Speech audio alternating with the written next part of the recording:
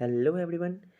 I am Shankar Mishra and आज हम start करने वाले हैं क्या क्लास टेंथ का। ठीक है, क्लास टेंथ का सेकंड चैप्टर जो कि है एसिड बेसिस एंड सॉल्ट्स। ठीक है, तो हम ये जो है आपका सेकंड चैप्टर है केमिस्ट्री का एंड ये स्टार्ट करेंगे एंड आपको बहुत ही अमेजिंग चैप्टर लगने वाला है। ये बहुत ही इंपॉर्टेंट चैप्टर भी है point of view on the boards point of view से। एंड आपका इसका पीडीएफ जो है फुल पीडीएफ आपको डिस्क्रिप्शन बॉक्स में मिल जाएगा। आप प्लीज़ चेक कर लीजिएगा। ये वीडियो जो है 2 पार्ट्स में आएंगे, हाफ ऑफ पार्ट्स में, यानी कि जो 26 स्लाइड्स है टोटल। तो उसमें से जो 13 स्लाइड्स मैं आज समझाऊंगा और 13 स्लाइड्स जो आएगा नेक्स्ट वीडियो में आएगा डिस्क्रिप्शन बॉक्स में। और जो कल वाला वीडियो यानी कि जो सेकेंड वीडियो होगा पार्ट 2 वीडियो, उसमें आपको मिल जाएगा इसका लिंक मिल जाएगा इस पूरे पीडीएफ का। ठीक है, तो उसको चेक करिए, ज़रूर कीजिएगा और वीडियो पूरा ज़रूर देखिएगा। ठीक है, तो चलिए स्टार्ट करते हैं। So welcome all to Shankar Mishra educational channel. Okay, so चलिए स्टार्ट करते हैं। सबसे पहले बात है कि हम एसिड बेस और सॉल्ट्स पढ़ने वाले हैं। चैप्टर का नेम ही है। तो एसिड होता क्या है, what do you mean by acids. ठीक है, तो एसिड्स एक ऐसा सब्सटेंसेस होता है जो प्रोड्यूस करता है हाइड्रोजन आयंस। हाइड्रोजन आयंस बच्चों H प्लस को कहा जाता है। H प्लस जब भी आपको दिखे दिस इज हाइड्रोजन आयंस, समझ रहे हो। तो जब भी कोई सब्सटेंसेस हाइड्रोजन आयंस प्रोड्यूस करे अपने एक्वस सॉल्यूशंस में, ओके, तो आप बोलोगे कि एक्वस सॉल्यूशन तो मैं बोल रहा हूँ, पर एक्वस सॉल्यूशन होता क्या है। तो एक्वस सॉल्यूशन ऐसा सॉल्यूशन होता है जिसमें क्या होता है, ज़्यादा अमाउंट में पानी होता है। समझ रहे हो, मतलब जो कि कंटेन कर एक ऐसा सॉल्यूशन जो जिसमें सॉल्वेंट जो होता है, ठीक है, जिसमें सॉल्वेंट जो होता है वो वाटर होता है। ठीक है, एंड किसी भी सॉल्यूशन जो है, अब मैं एक चीज़ बता देता हूँ। सॉल्यूशन जो है वो मिलके बना होता है आपके सॉल्यूट प्लस सॉल्वेंट से। समझ रहे हो। तो अब जो सॉल्यूट होता है वो स्मॉल क्वांटिटी में होता है, यानी जो कम अमाउंट में रहेगा वो आपका सॉल्यूट होगा और जो ज़्यादा अमाउंट में रहेगा वो आपका पानी सॉरी आपका वो सॉल्वेंट होगा। समझ रहे हो। जैसे आप शुगर सॉल्यूशन लेते हो, यानी कि आप शरबत बनाए होगे घर पे एंड शुगर सॉल्यूशन लेते हो आप, तो उसमें जो आपका कम अमाउंट में चीनी रहता है एज़ कम्पेयर टू वाटर, तो जो आपका शुगर रहता है वो कम अमाउंट में रहता है और जो आपका पानी रहता है वो ज़्यादा अमाउंट में रहता है। तो यहाँ पे जो वाटर होगा वो आपका सॉल्वेंट होगा और जो आपका शुगर होगा वो आपका सॉल्यूट होगा। समझ रहे हो। इसी तरीके का एक्वा सॉल्यूशन होता है जिसमें पानी रहता है ज़्यादा अमाउंट में, सॉल्वेंट जिसमें क्या रहता है, पानी रहता है। ठीक है, that is called the aqueous solution. ठीक है, तो उस एक्वस सॉल्यूशन में यदि आप किसी भी एसिड को डालोगे तो उसमें से क्या होगा, हाइड्रोजन आयंस लिबरेट होंगे। ठीक है, हाइड्रोजन आयंस निकलेंगे। ठीक, तो दिस इज कॉल्ड एसिड, उसे ही एसिड कहा जाता है। यदि आपसे कोई भी पूछे एसिड, तो एसिड क्या होता है, तो एक ऐसा सब्सटेंस होता है जो हाइड्रोजन आयंस प्रोड्यूस करता है या फिर लिबरेट करता है इन द एक्वस सॉल्यूशन में। ठीक है, इसका फॉर एग्जांपल है H2SO4 यानी कि सल्फ्यूरिक एसिड। ठीक है, सल्फ्यूरिक एसिड यहाँ पर देखो, यहाँ पे ये जो डायग्राम है ये सल्फ्यूरिक एसिड है। इसमें इस बॉटल में क्या है, सल्फ्यूरिक एसिड है। यदि आप अपने स्कूल के कभी लैब में गए होंगे, केमिस्ट्री लैब में, तो आपने देखा होगा इस तरीके के बोतल रखे होते हैं आपके लैब में। तो इसमें उसमें लिखे होते हैं, जैसे यहाँ पे लिखा हुआ है H2SO4 that is called sulphuric acid, और ये मोस्ट इंपॉर्टेंट है। और ये जो है हमारा स्ट्रॉन्ग एसिड है, बहुत ही स्ट्रॉन्ग एसिड है ये। कौन, H2SO4। ओके, सो ये हो गया H2SO4। और hydrochloric acid it is also strong acid. So ये दोनों है यहाँ पर आप देख रहे हो। इसी तरीके से आप यदि जाओगे अपने केमिस्ट्री लैब में तो आपको देखने को मिलेगा बहुत सारे एसिड्स, बहुत सारे बेस, उस पर नेम लिखे रहते हैं, आप पढ़ सकते हो, बट उसको आप खोलना मत, क्योंकि उसको टीचर अपने प्रेजेंस में ही खोलते हैं, क्योंकि कौन सा जो आपके लैब में रखा है कौन सा कंसनट्रेटेड है कौन सा डाइल्यूट है ये आपको नहीं पता होता है। ओके, वो आपके टीचर्स को पता होते हैं। सो अब हम पढ़ते हैं जनरल प्रॉपर्टीज़ क्या क्या होता है हमारे एसिड का क्या क्या विशेषताएं होते हैं, क्या क्या कैरेक्टरिस्टिक्स होते हैं। ओके, तो ये जो एसिड्स होते हैं वो खट्टा होते हैं टेस्ट में, यानी सॉर होते हैं टेस्ट में, मीन्स खट्टा होते हैं। ओके, सो ये जो देखो, यदि आप क्या करोगे, इसमें एसिड है, एसिड में यदि आप क्या करोगे, एसिड को यदि आप लिटमस टेस्ट करते हो, लिटमस पेपर टेस्ट करते हो, लिटमस पेपर टेस्ट ये इंडिकेटर है लिटमस। तो तो क्या करते हैं ब्लू उसको टर्न करते हैं ब्लू लिटमस को, यानी कि ब्लू कलर का लिटमस को क्या करते हैं वो टर्न कर देते हैं रेड में, समझ रहे हो, रेड कलर में चेंज कर देते हैं। तो यही है लिटमस पेपर टेस्ट यदि होता है तो यदि आप ब्लू लिटमस पेपर टेस्ट करते हो तो उसमें रेड कलर का यदि आपका कलर आ जाता है तो it means it means the solution या जो आपने टेस्ट किया है वो एसिड है। Okay, so they conduct electricity in the solution form, जब वो सॉल्यूशन फॉर्म में होते हैं लाइक इस फॉर्म में, तो वो क्या करते हैं कंडक्ट करते हैं इलेक्ट्रिसिटी, ठीक है, यानी कि बिजली, समझ रहे हो। सो अब आता है आपका they release H plus ion से द एक्वस सॉल्यूशन, मैंने बता ही दिया, इसका बेसिक डेफिनेशन है कि वो रिलीज करते हैं एक्वस सॉल्यूशन में क्या, हाइड्रोजन गैस। ओके, सो चलते हैं अपने नेक्स्ट स्लाइड की तरफ, दैट इज अब हम इसमें क्लासिफिकेशन करेंगे कि क्या क्या के बारे में, कि स्ट्रॉन्ग एसिड कौन कौन से होते हैं, कुछ एग्जांपल्स हैं, वीक एसिड्स कौन कौन से होते हैं। स्ट्रॉन्ग एसिड्स होते हैं आपके HCl हो गया, H2SO4 हो गया, HNO3 हो गया। HNO3 को हम नाइट्रिक एसिड कहते हैं, ठीक है, नाइट्रिक एसिड कहते हैं HNO3 को, समझ गए। एंड आपका आता है वीक एसिड्स क्या क्या होते हैं, तो CH3COH, यानी कि ये जो CH3COH है ऑक्जेलिक एसिड है, लैक्टिक एसिड है, इस सब का फॉर्मूला है ऑक्जेलिक एसिड लैक्टिक एसिड सबका। तो आपको ये CH3COH, ठीक है, एसिटिक एसिड, ठीक है, तो एसिटिक एसिड क्या है, ये वीक एसिड है। ओके, सो अब कंसनट्रेटेड एसिड आपने सुना होगा नाम, और डाइल्यूट एसिड ये किसे किसे कहते हैं, तो कंसनट्रेटेड एसिड मीन्स जिसमें ज़्यादा अमाउंट में एसिड रहे और कम अमाउंट में पानी रहे, ठीक है, जिसमें एसिड ज़्यादा रहता है, एसिड ज़्यादा मात्रा में रहता है और पानी कम मात्रा में रहता है, उसे हम कहते हैं concentrated acid. But dilute acid क्या कहते हैं, इसमें ज़्यादा मात्रा में क्या रहता है, पानी रहता है, बट लेस अमाउंट में एसिड रहता है, that is called dilute acid. Okay, so ये आपको ये टर्म्स जो है ये जो है टर्म्स आपको समझने की बहुत ज़्यादा ज़रूरत है, तभी आप आगे अच्छे से कर पाओगे कोई सा भी चैप्टर। अब ये हो गया हमारा एसिड का क्लासिफिकेशन अब तक। अब हम पढ़ेंगे अपने बेस के बारे में। अब हमारा आता है next topic, that is base. तो अब बेस क्या होता है, वही भी वैसे ही है इसका डेफिनेशन, बस ये क्या करता है, ये एक्वस सॉल्यूशन में प्रोड्यूस करता है OH negative ions, means hydroxide ion liberate करते हैं, हाइड्रोक्साइड आयंस को क्या करते हैं, लिबरेट करते हैं अपने एक्वस सॉल्यूशन में। अब यहाँ पर देखो ये एक बेस है, NaOH is sodium hydroxide is a base, और यदि आप लैब में जाओगे तो आपको देखने को मिलेगा। ऐसे 10th में बहुत कम स्कूल जो होते हैं वो लैब लेके जाते हैं, बहुत टीचर कम, तो ऐसे 12th 11th में तो जाओगे ही जाओगे, तब आपको अच्छे से देखने मिलेगा यदि आप if you will taking the science stream. So इसका एग्जांपल है बेस का NaOH हो गया, पोटेशियम यानी कि पोटेशियम हाइड्रोक्साइड यानी KOH हो गया। Okay, so these are the examples of base, ठीक है। अब हम चलते हैं अपने नेक्स्ट स्लाइड की तरफ, that is general properties of basis. अब जनरल प्रॉपर्टीज हमने जैसे एसिड का पढ़ा वैसे ही बेस का पढ़ेंगे। तो ये बिटर टेस्ट का होता है, कड़वा टेस्ट का होता है, एंड ये जो सॉपी टू टच थे, आप यदि बेस को टच करोगे ना, तो बेस को यदि टच करोगे तो वो सॉपी यानी कि साबुन की तरफ फील होता है हल्का हल्का। ओके, ये आप क्या करता है, रेड लिटमस टेस्ट होता है इसमें, और रेड लिटमस को क्या करता है, ये ब्लू में कन्वर्ट करता है, ठीक है। अब इसमें एक चीज़ जो है आपको याद रखना है, जब ये रेड लिटमस को ब्लू में चेंज करेगा, तो यहाँ पे बी से ब्लू है। ओके, सो बी से ब्लू है मीन्स बी से बेस, इट मीन्स ये बेस है। और यदि ये रेड लिटमस की एक ट्रिक है, अब यदि ये ब्लू लिटमस को क्या करता है, रेड में चेंज करता है, देखो इधर नेक्स्ट स्लाइड में, यदि ये क्या करता है ब्लू लिटमस को रेड में चेंज करता है, तो इसका जस्ट अपोजिट कर देना है आप लोगों को, and that is acid. Okay, so समझ में आ गया ना आप लोगों को। ओके, सो अब देखते हैं, तो ये हो गया, एंड ये कंडक्ट करते हैं electricity in the solution form, ये भी कंडक्ट करते हैं इलेक्ट्रिसिटी, और ये OH नेगेटिव आयन से रिलीज करते हैं, मीन्स हाइड्रोक्साइड आयन से रिलीज करते हैं अपने एक्वस सॉल्यूशन में। ओके, सो अब कुछ एग्जांपल्स है हमारे बेस का। तो स्ट्रॉन्ग बेस कौन कौन से होते हैं, NaOH हो गया, KOH हो गया, COH ट्वाइस हो गया, इन दोनों का तो नाम को पता होगा आपको क्योंकि मैंने बताया है पिछले स्लाइड में, सोडियम हाइड्रोक्साइड, पोटेशियम हाइड्रोक्साइड, और ये है कि हमारा कैल्शियम हाइड्रोक्साइड,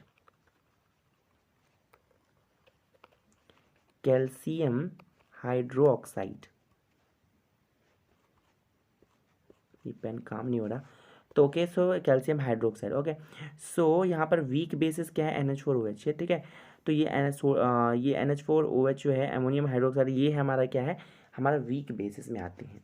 ओके, सो अब चलते हैं अपने एल्कलीज में। अब एल्कलीज क्या होता है? एल्कलीज होता है जो बेस सॉल्युबल हो जाए वाटर में, जो बेस सॉल्युबल हो जाए वाटर में, वो होते हैं आपके एल्कलीज।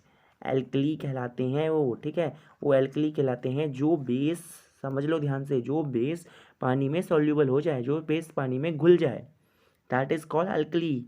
ओके, सो इसके एग्जांपल्स है जैसे आपके NH हो गया, KH हो गया, CH2 हो गया, तो ये सब आपके क्या है? एल्कलीज बेस, एल्कली है, ठीक है, means the base which is soluble in water. अब आता है आपका सॉल्ट्स। अब जो आपका नेक्स्ट टॉपिक है दैट इज सॉल्ट्स। सो अब हम पढ़ेंगे सॉल्ट्स क्या होता है। तो salts are the ionic compounds which are produce after the neutralisation reactions. अब व्हाट इज न्यूट्रलाइजेशन रिएक्शंस? तो न्यूट्रलाइजेशन रिएक्शंस में क्या होता है भैया, जब आप एसिड और बेस का रिएक्शन करवाते हो तो आपको सॉल्ट और वाटर मिलता है, ठीक है। तो सॉल्ट और वाटर मिलता है, वही जो यही जो पूरा रिएक्शन होता है उसे कहते हैं न्यूट्रलाइजेशन रिएक्शंस मीन्स। और इसी से क्या होते हैं? हमारे आयनिक कंपाउंड यानी कि सॉल्ट्स फॉर्म होते हैं। तो सॉल्ट्स कहते हैं आयनिक कंपाउंड को, समझ रहे हो, जो कि मिलते हैं हमें किसके बाद? न्यूट्रलाइजेशन रिएक्शंस के बाद between acid and base. Salts are electrically neutral. अब ये इलेक्ट्रिकली न्यूट्रल होते हैं मीन्स ये कोई भी इलेक्ट्रिसिटी फ्लो या फिर कंडक्ट नहीं करवाते हैं। They are number of salts, but sodium chloride is the most common among them. Sodium chloride को हम NaCl से रिप्रेजेंट करते हैं। ओके, सो सोडियम, हमारे पास तो बहुत सारे सॉल्ट्स हैं, बट आपके जो कॉमन सॉल्ट्स में से आते हैं दैट इज NaCl, जिसे हम अपने घर के खाने में जो यूज़ करते हैं सॉल्ट्स, उसे NaCl होता है। तो वो होता है, बहुत ही कॉमन होता है, ठीक है। तो sodium chloride is also known as table salt. इसे टेबल सॉल्ट और कॉमन सॉल्ट भी कहा जाता है। Sodium chloride is use to enhance the taste of food. अब ये सोडियम क्लोराइड जो है ये यूज़ किए जाते हैं अपने फूड में, ताकि उसका टेस्ट इन्हेंस कर सके, उसका खाने का टेस्ट फ्लेवर अच्छा हो सके, ठीक है। आपने सभी खाना खाते होंगे, ठीक है, उसमें अपने सब नमक तो यूज होता ही होगा, तो दैट इज NaCl, ठीक है। अब आता है कैरेक्टरिस्टिक, जैसे हमने पढ़ा था बेसिक एसिड का, बेस का, वैसे पढ़ेंगे हम सॉल्ट का। तो सॉल्ट जो होते हैं वो क्रिस्टलाइन सॉलिड के फॉर्म में होते हैं, ठीक है। सॉल्ट जो होते हैं ट्रांसपेरेंट और ओपेक। ट्रांसपेरेंट जो शब्द है उसका मतलब होता है कि समथिंग जिसमें से ऑब्जेक्ट, जिसमें से हम किसी भी चीज़ को देख सकते हैं पूरे स्पष्ट तरीके से, ठीक है, पूरे अच्छे तरीके से देख सकते हैं। किसी भी ऑब्जेक्ट में से भी हम किसी चीज़ को अच्छे तरीके से देख सकते हैं, तो दैट इज कॉल्ड ट्रांसपेरेंट। और ओपेक मतलब होता है यदि कोई भी चीज़ है, कोई भी ऑब्जेक्ट है जिसमें जिसमें से हमें अच्छे तरीके से वो चीज़ नहीं दिख रहा है, ठीक है, उसमें से आर पार नहीं दिख रहा है, यानी कि पूरे दोनों से आर पार नहीं दिख रहा है, तो दैट इज़ कॉल्ड ओपेक। सो हमारे जो सॉल्ट होते हैं वो ट्रांसपेरेंट भी हो सकते हैं और ओपेक भी हो सकते हैं। बहुत सारे सॉल्ट जो होते हैं वो सॉल्युबल होते हैं वाटर में। NaCl जो होते हैं, लो एग्जाम्पल ले लो, NaCl जो होते हैं वो सॉल्युबल होते हैं वाटर में। ओके, ये तो मोस्ट कॉमन है, आपने देखा भी होगा अपने घरों में। Solution of the salts conduct electricity in their molten state also, ठीक है। अब ये मोल्टन स्टेट में जो होते हैं ये कंडक्ट करते हैं इलेक्ट्रिसिटी, बट ऐसे ये इलेक्ट्रिकली न्यूट्रल होते हैं। The salt may be salty, ये सॉल्टी हो सकते हैं, खट्टे टेस्ट के हो सकते हैं, स्वीट हो सकते हैं, बिटर हो सकते हैं। उमामी मतलब होता है ये नमकीन, ठीक है, नमकीन टाइप का, यानी कि सेवोरी मीन्स नमकीन टाइप का लगता है। Neutral salts are odourless. Odourless मतलब जिसमें कोई भी सुगंध ना हो, ठीक है, दैट इज ऑर्डरलेस, जिसमें से कोई भी स्मेल ना आए। तो न्यूट्रल सॉल्ट जो होते हैं वो उसमें वो ऑर्डरलेस होते हैं। सॉल्ट्स कैन बी कलरलेस और कलर्ड। सॉल्ट जो होते हैं कलरलेस भी हो सकते हैं और या फिर कलर्ड भी हो सकते हैं। जो हमारा NaCl है वाइट कलर का होता है। ओके, सो जो अब हम चलते हैं अपने यहाँ पर इंडिकेटर्स की तरफ। ओके, सो हमारा नेक्स्ट टॉपिक है दैट इज इंडिकेटर। इंडिकेटर क्या होता है? एक ऐसा सब्सटेंस होता है जो कि इंडिकेट करता है कि कौन सा एसिड है, कौन एसिड है, कौन जो बेस है, बेसिक नेचर का है, कौन सा सॉल्यूशन, ठीक है, बाय द कलर चेंज। जैसे मैंने बताया था कि जो हमारा एसिड होता है वो ब्लू लिटमस को रेड में चेंज कर देता है, जो हमारा बेस होता है वो हमारा रेड लिटमस को ब्लू में चेंज कर देता है। तो यही है कि इंडिकेटर जो है एक ऐसा सब्सटेंसेस है जो इंडिकेट करता है, जो हमें बताता है कि कौन सा सॉल्यूशन एसिड है और कौन सा सॉल्यूशन बेस है, बेसिक नेचर का है, ठीक है, कलर चेंज करके। तो टाइप्स ऑफ इंडिकेटर कितने टाइप के होते हैं? बेसिकली 3 टाइप्स के यहाँ पे इंडिकेटर है। कुछ बहुत ऐसे तो बहुत सारे टाइप के इंडिकेटर है, बट हम यहाँ पे जो हमारे NCERTs में दे रखे हैं कुछ ही टाइप के दे रखे हैं, उसी के बारे में हम डिस्कशन करेंगे। सबसे पहला है कि नेचुरल इंडिकेटर। नेचुरल इंडिकेटर का मतलब ये है कि जो नेचुरली तरीके से बनाया जा सके। Indicator obtain from natural sources, जो हमें नेचुरल सोर्सेज से मिलते हैं जो इंडिकेटर, उसे हम कहते हैं नेचुरल इंडिकेटर। जैसे हमारा लिटमस पेपर हो गया, टर्मरिक यानी कि हमारा जो हल्दी हो गया, रेड कैबेज यानी कि बंधा गोभी लाल वाला, चाइना रोज हो गया, ठीक है, etcetera. These are the natural indicators. कभी कभी यदि क्वेश्चन आ जाए कभी कि write the some example of natural indicator, तो आप इन सब के नाम लिख सकते हो। ओके, आपको डेफिनेटली मार्क्स मिलेंगे और फुल मार्क्स मिलेंगे। आज some common natural indicators use widely to show the acidic basic character of the substances. ये सब कुछ ऐसे जो हमारे नेचुरल इंडिकेटर है जो कि यूज़ किए जाते हैं किसी भी सब्सटेंसेस का, किसी भी सॉल्यूशन का एसिडिक और बेसिक नेचर को फाइंड आउट करने के लिए। अब जो इसमें है कि इसमें सबसे पहला आता है लिटमस। लिटमस जो है ऑब्टेन्ड हुआ है हमें, ये जो लिटमस है ऑब्टेन्ड होता है लीचेंस पेड़ से। And the solution of litmus जो होता है पर्पल इन कलर। जो सॉल्यूशन जो लिटमस का जो सॉल्यूशन होता है पर्पल कलर का होता है। Litmus paper comes in 2 colours. जो लिटमस पेपर आता है हमारा 2 कलर में आता है, एक तो आता है ब्लू कलर में, एक आता है रेड कलर में। एसिड क्या करता है, ब्लू लिटमस को रेड में चेंज करता है, और जो हमारा बेस होता है वो चेंज करता है रेड लिटमस को ब्लू में। ओके, सो अब हमारा आता है दूसरा टर्मरिक, यानी कि जो हमारा हल्दी है वो भी एक क्या है, नेचुरल इंडिकेटर है। सो टर्मरिक जो होता है येलो कलर का होता है, आपने देखा होगा अपने घरों में। टर्मरिक सॉल्यूशन और paper turns reddish brown with base. जब आप टर्मरिक का सॉल्यूशन लोगे और पेपर, तो पेपर क्या हो जाएगा, और पेपर तब क्या होगा, रेडिश ब्राउन कलर में चेंज हो जाएगा, तो विथ बेस के साथ, ठीक है। तो ये जो पेपर होगा वो बेस में जब रेड यदि बेस होगा तो रेडिश ब्राउन कलर में चेंज हो जाएगा। Turmeric does not change any colour with acid. ये बहुत इंपॉर्टेंट है कि आ सकता है कि name an natural indicator which doesn't show colour change with acid, तो आप लिख सकते हो टर्मरिक। एक वर्ड का आंसर है, कभी कभी एमसीक्यूज क्वेश्चन में आ सकते हैं, ठीक है। तो वो रेडिश ब्राउन कलर देता है बेस के साथ, बट वो कोई भी कलर नहीं देता है एसिड के साथ, ठीक है। ये आप नोट करके लिख लो, इंपॉर्टेंट करके इसको मार्क आउट कर लेना। ओके, सो अब रेड कैबेज जो है, लाल बंदा गोभी, जो the juice of red cabbage is originally purple in colour. जो जूस होता है रेड कैबेज का वो क्या होता है,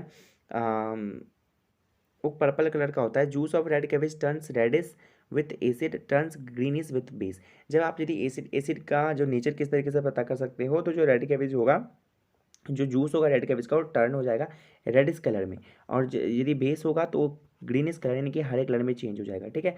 लेकिन ओरिजिनली क्या होता है, पर्पल कलर का होता है, ठीक है।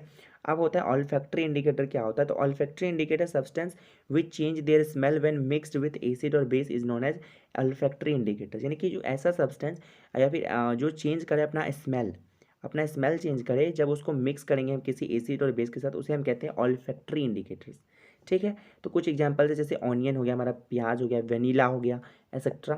तो ये सब कुछ एग्जांपल्स है हमारा ऑल्फैक्टरी इंडिकेटर्स का। चलिए अपने नेक्स्ट स्लाइड की तरफ चलते हैं। तो इसमें ऑनियन जो है, ये जो एग्जांपल है, इसके बारे में कुछ यहाँ पे डिफाइन कर दिया है मैंने। तो यहाँ पे पेस्ट और जूस ऑफ ऑनियंस जो है वो लूजेज होते हैं इट्स स्मेल। वो क्या करते हैं, अपने स्मेल को खो देते हैं जब उसको हम क्या करते हैं, ऐड करते हैं बेस के साथ।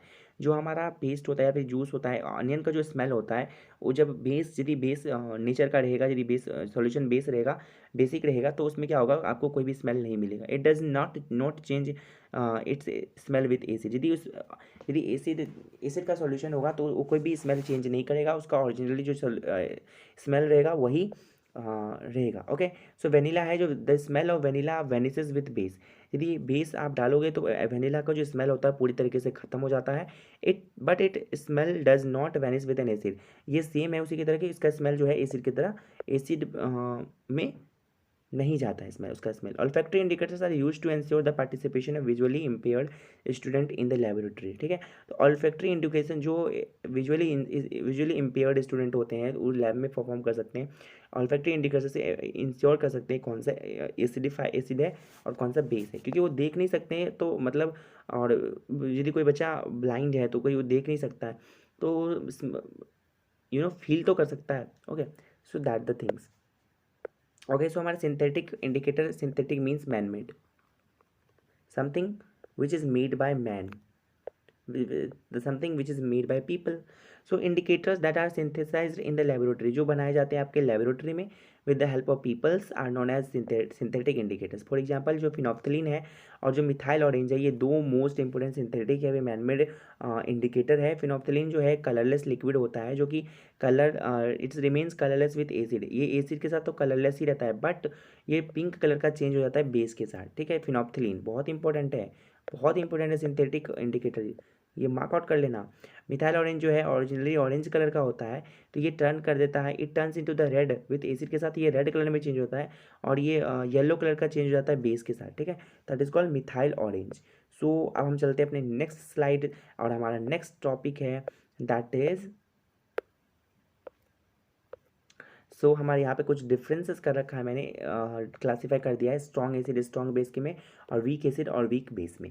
सो स्ट्रॉन्ग एसिड क्या होता है, जो कंप्लीटली डिसोसिएट हो जाते हैं उसके आयंस एक्वस सॉल्यूशन में. सो एक ऐसा एसिड जिसका जो आयंस होता है कंप्लीटली डिसोसिएट हो जाते हैं एक्वस सॉल्यूशन में, that is called strong acid. And जो स्ट्रॉन्ग बेस होते हैं जो कंप्लीटली डिसोसिएट हो जाते हैं, उसके जो आयंस होते हैं एक्वस सॉल्यूशन में, वो क्या होते हैं, हमारे स्ट्रॉन्ग बेस, एक ऐसा बेस. तो अब जैसे स्ट्रॉन्ग एसिड है हमारा HCl हो गया, H2SO4 हो गया, नाइट्रिक एसिड हो गया. ठीक है, तो ये सब हमारा स्ट्रॉन्ग बेस है, और स्ट्रॉन्ग एसिड है. और जो स्ट्रॉन्ग बेस है हमारा पोटेशियम हाइड्रोक्साइड हो गया, सोडियम हाइड्रोक्साइड हो गया, सोडियम हाइड्रोक्साइड, पोटेशियम हाइड्रोक्साइड, ये सब हमारा क्या हो गया, स्ट्रॉन्ग बेस हो गया. और वीक एसिड क्या होता है, जो कंप्लीटली डिसोसिएट नहीं होते, जस्ट इसका अपोजिट, जैसे एसिटिक एसिड यानी कि CH3COH, कार्बोनिक एसिड यानी कि H2CO3, एंड वीक बेस हो गया हमारा अमोनियम हाइड्रोक्साइड. ठीक है, तो these are the differences between the strong acid and strong base and weak acid and weak base. कभी कभी strong acid and weak acid में डिफरेंस पूछ लिया जाता है, कभी कभी strong base and weak base में strong डिफरेंस पूछ लिया जाता है, तो आप इस तरीके से लिख सकते हो. ओके, सो चलिए अब चलते हैं नेक्स्ट स्लाइड की तरफ, that is chemical properties of acid. क्या क्या केमिकल प्रॉपर्टीज है हमारे एसिड का. यदि एसिड जो है वो रिएक्ट करेगा यदि मेटल के साथ, तो क्या करेगा, acid give hydrogen gas along with respective salt. तो यार एक उस यदि मेटल के साथ एसिड रिएक्ट करता है तो सॉल्ट बनाता है और हाइड्रोजन लिबरेट करता है. ठीक है, जैसे एग्जांपल देखो यहाँ पे, hydrogen gas and zinc chloride are formed when hydrochloric react with zinc metal. यानी हाइड्रोक्लोरिक यहाँ पे क्या, हाइड्रोक्लोरिक एसिड क्या है, यहाँ पर एसिड है, और यहाँ पर जिंक है, यानी कि ये जिंक क्या है, एक मेटल है. ठीक है, तो जब ये इसके साथ रिएक्ट कर रहा है तो ये क्या बनाता है, एक सॉल्ट बनाता है, दैट इज जिंक क्लोराइड, एक सॉल्ट बनाता है, और हाइड्रोजन गैस इसमें से क्या होता है, लिबरेट होता है. Okay, so these are the things. And इसको आप बैलेंस कर लेना है. बैलेंस कैसे करोगे, यहाँ पे जिंक का एक एटम है, यहाँ पे भी एक एटम है, इट्स ओके. HCl का यहाँ पे एक एटम है, यहाँ पे दो एटम है, सो दैट हमने यहाँ पे 2 लगा दिए, और H यहाँ पर अब 2 है, यहाँ पे भी 2 है, तो ये परफेक्ट बैलेंस्ड है. ओके, ये बैलेंस्ड इक्वेशन है, मैंने आपको बताया किस तरीके से बैलेंस किए जाते हैं. तो hydrogen gas and sodium sulphate are form, hydrogen gas और सोडियम सल्फेट बन जाएंगे क्या, जब आप सल्फ्यूरिक एसिड को रिएक्ट करवाओगे सोडियम मेटल के साथ. ठीक है, ये सोडियम मेटल है और ये सल्फ्यूरिक एसिड है, उसको आप यदि रिएक्ट करवाओगे तो आप क्या बनेगा, सोडियम सल्फेट और हाइड्रोजन गैस इसमें से लिबरेट होगा. ठीक है, तो ये आप याद रखना कि जब भी आप किसी भी एसिड को मेटल के साथ रिएक्ट करवाओगे तो उसमें से सॉल्ट और हाइड्रोजन मिलेंगे. ओके, सो आप चलते हैं, जो नेक्स्ट है वो है कि जब रिएक्शन होता है एसिड का किसी भी मेटल कार्बोनेट के साथ, metal carbonate means for example Na2CO3 is a metal carbonate, यानी कि सोडियम कार्बोनेट, इस तरीके से. तो acid give carbon dioxide gas and respective salt along with water when they react with the metal carbonate. जब आप मेटल कार्बोनेट के साथ एसिड को रिएक्ट करवाते हो तो क्या होता है, आपको सॉल्ट मिलता है, कार्बन डाइऑक्साइड मिलता है, और वाटर अलॉन्ग विथ वाटर भी मिलता है. जैसे आप हाइड्रोक्लोरिक एसिड को रिएक्ट करवाओगे किसके साथ करवाओगे, सोडियम कार्बोनेट के साथ यदि रिएक्ट करवाओगे तो आपको क्या मिल जाएंगे, यहाँ पर सोडियम क्लोराइड मिल जाएंगे, यानी कि एक आपको सॉल्ट मिल रहा है, एंड आपको एक कार्बन डाइऑक्साइड मिल रहा है, आपको वाटर मिल रहा है. ठीक है, तो आप ये याद रख लो, इसकी यदि आपको ये याद होगा तो आप फ्रेम कर सकते हो, इसका लैंग्वेज में फ्रेम करके आप लिख सकते हो अपने एग्जामिनेशन में. ओके, आपको रटने की कोई ज़रूरत नहीं है, समझ लो चीज़ों को. एंड आपके पास नोट्स तो होगा ही, क्योंकि मैं PDF डाल दूंगा डिस्क्रिप्शन बॉक्स में. तो रिएक्शन जो होगा एसिड का यदि आप करवाओगे हाइड्रोजन कार्बोनेट के साथ, हाइड्रोजन कार्बोनेट यानी कि NaHCO3, इस तरीके के लाइक ठीक है, तो बाई कार्बोनेट हाइड्रोजन कार्बोनेट के साथ तो क्या देगा, वो फिर से एक सॉल्ट देगा, कार्बन डाइऑक्साइड देगा और वाटर देगा. ठीक है, फॉर एग्जाम्पल आप यदि सोडियम बाई कार्बोनेट लेते हो, यहाँ पर ये भी क्या है, एक हाइड्रोजन कार्बोनेट है. ठीक है, तो यहाँ पर आप यदि सल्फ्यूरिक एसिड के साथ रिएक्ट करवाते हो तो आपको NaCl एक सॉल्ट मिलता है, और आपको कार्बन डाइऑक्साइड और वाटर मिल जाएगा इसके अलावा। ओके, सो अब आता है रिएक्शन ऑफ बेस। तो रिएक्शन जो है बेस का किस किस तरीके से, तो रिएक्शन जो करता है बेस जब करता है मेटल के साथ, तो यानी NaOH क्या है, एक बेस है, सोडियम हाइड्रोक्साइड, जब जिंक के साथ रिएक्ट करेगा तो Na2ZnO2 प्लस H2 बना लेगा। ओके, एंड जो हमारा यदि ये रिएक्शन करेगा नॉन मेटेलिक ऑक्साइड, तो ये ऑक्साइड बना लेगा, और ये नॉन मेटेलिक ऑक्साइड के साथ रिएक्ट करवाता है, यानी कि लाइक कार्बन डाइऑक्साइड के साथ, it is a non metallic oxide. तो ये क्या देगा, अपना सोडियम कार्बोनेट, अपना कार्बोनेट देगा और वाटर देगा। ओके, यदि आप रिएक्ट करवाते हो एसिड के साथ, तो आपको पता ही है जब एसिड और बेस मिलके रिएक्शन करते हैं तो क्या बनाते हैं, सॉल्ट बनाते हैं, और वो क्या बनाते हैं, वाटर बनाते हैं। Okay, so this is our neutralization reaction. Okay, कभी कभी बहुत इंपॉर्टेंट है न्यूट्रलाइजेशन रिएक्शन, कभी कभी डेफिनेशन में आ जाता है। ओके, सो यही है आपका, ये है आप, मैं यहीं पे पार्ट 1 ख़त्म करता हूँ, बहुत लेंदी हो गया ये video. So this is for today, and जो इसका नेक्स्ट पार्ट है, इसका जो नेक्स्ट स्लाइड है वो हम अगले वीडियो में डिस्कस करेंगे, और अगले वीडियो में ही आपको मैं क्या करूँगा, PDF में आपका इसका नोट्स जो है डिस्क्रिप्शन बॉक्स में डाल दूंगा, तो आप वहाँ से क्या करना देख लेना, ठीक है। So till then, bye bye, and please subscribe my channel, and please like it and share it more and more. Thank you so much for watching this video.